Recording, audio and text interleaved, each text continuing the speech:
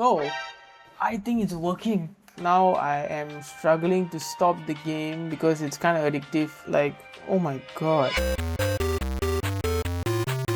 So the other day I was actually scrolling through Instagram. This guy apparently used Claude to actually develop a PS1 game, which actually brought back a lot of memories. So I decided to use Claude and see what PS1 games I can develop, and I have no coding background, so let's see how it actually works. Okay, so now we are in Claude and the model that I'm going to use is Opus 4.8. The effort I'm going to leave it as high because that's the default. So I'm not like an expert prompter or anything like that, but I'm going to give like Claude some context. So Claude is actually thinking now. I think this will take some time. Oh, okay. So short answer, yes. It is real and genuinely doable, okay?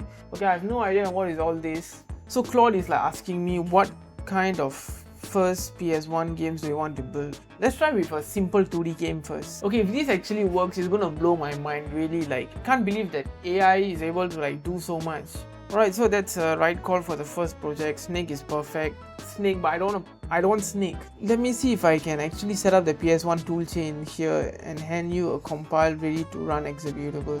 The thing is, I don't really want to stop it here because like it's trying to do something. Okay, so Claude actually came up with something. Let me download the zip file. Okay, so I've extracted the zip file and this is what I get. I have no clue on what I'm supposed to do with this. So I'm gonna ask it to create an ISO file for me so that I can run it on my emulator. Okay, so it's telling me that it has built the game but it can't run it here. So I'm going to download the file and install it into my emulator and then we're going to find out whether it works.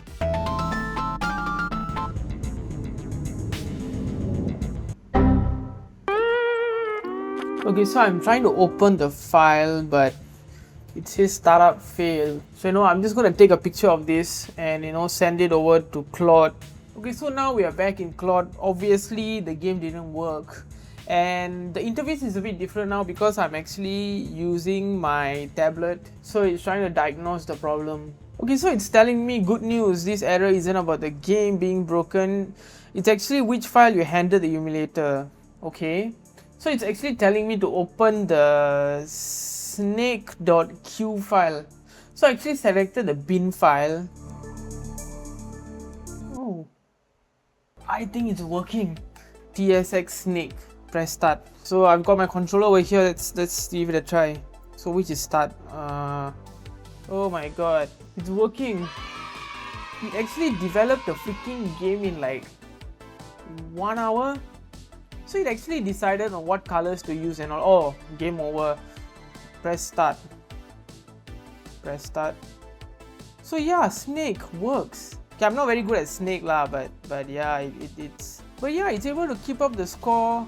It works well. The analog controls work well, but the controls are basics for this. It's just like left, right, and stuff like that. I'm actually quite impressed. What we're gonna do is to take it up a notch. So I'm gonna tell Claude to improve on the Snake game. I don't know, maybe we can try adding in some more textures, make it more realistic. So I'm telling Claude to make the snake a bit more realistic, and I also want to choose the snake, so give me an option to choose the snake as well, please. I'm also going to ask you to include like a background because previously it was just a plain background. I'm still like blown away by its capability. Like, it actually created a game from scratch. I don't even have any coding knowledge or anything. Okay, so now it's like trying to balance its ambitious visual upgrades with the PS1 hardware constraints. I remember the PS1 had a couple of games which looked really good.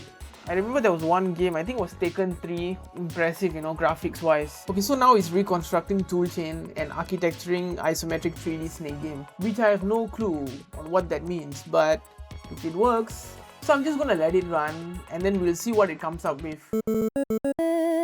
Okay, now Claude has built our second version of the game. So let's give it a try and then see if it actually made the changes that I wanted. So I'm gonna download the game. Got our controller again. Okay, black screen. Oh,